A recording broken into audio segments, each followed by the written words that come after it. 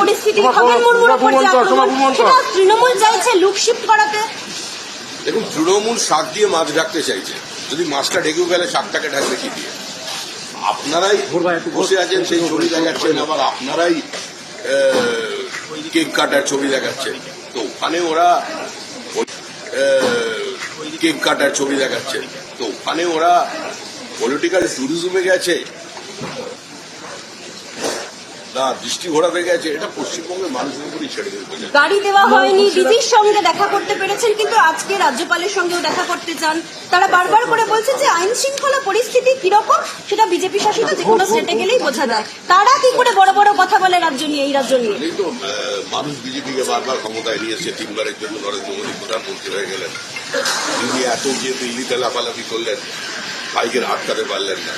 ভাইও ডুবলো, ভাইয়ের পার্টিও ডুবলো, আস্তে আস্তে সব শেষ হবে। কিন্তু আপনারা কাউন্টার করবেন কিভাবে? ত্রিপুরা থেকে বিপ্লব দেব যাচ্ছেন, কলকাতায় গিয়ে থাকছেন, বিজেপির কাজ করছেন, আমরা এখানে এলেই দোষ? বিপ্লব দেব ত্রিপুরা থেকে আসছেন, কলকাতায় থাকছেন। বিপ্লব দেবের গাড়ির উপর পাথর ছিল, যেটা অভ্যস্ত হয়েছে। বিপ্লব দেবের চোখের তলায় পাথর নিয়ে মারুন, দরকারে জুতো ছোড়ান।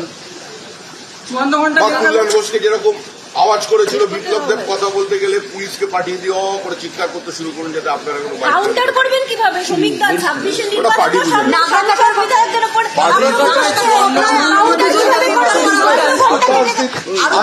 দিনের মধ্যে 2021-এর 2রা মে 56 জন বিজেপি কর্মী খুন হয়েছিল। 287 জন এই পর্যন্ত খুন হয়েছে 2016-র আগে থেকে। বিজেপি উঠে গেছে না পতাকা নামিয়ে নিয়েছে?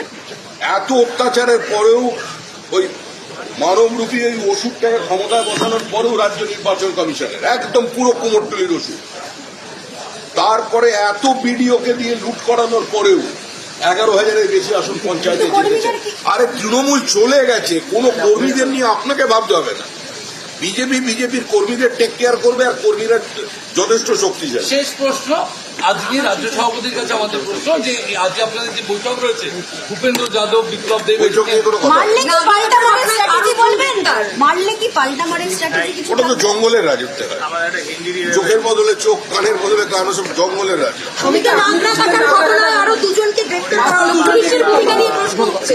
নাগরা কাটা আমাদের নিয়ে, রোহিঙ্গাদের নিয়ে, বাংলাদেশের অনুপ্রবেশকারীদের নিয়ে ওখানে যে কাজী বস্তি তৈরি হয়েছে, তারা আক্রমণ করেছে। এটা তৃণমূল কংগ্রেস পরিকল্পিতভাবে পুলিশের জ্ঞাতসারে ওই আক্রমণটা করানো হয়েছিল। কিন্তু এতে এইভাবে আদিবাসী সমাজের মানুষকে, প্রান্তিক সমাজের মানুষকে গুলি করে কি চলে?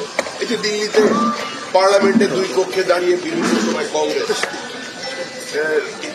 বাবা সাহেব আম্বেদকরের যারা লোকজন আছেন, বাবা সাহেব আম্বেদকরকে নিয়ে এত চোখের জলে বুক ভাসিয়ে দেন, কিন্তু সেই যে তফসিলি সম্প্রদায়, তফসিলি উপজাতি সম্প্রদায়ের মানুষ আছে, তারা তো সবচেয়ে বেশি খুন হয়েছে পশ্চিমবঙ্গে।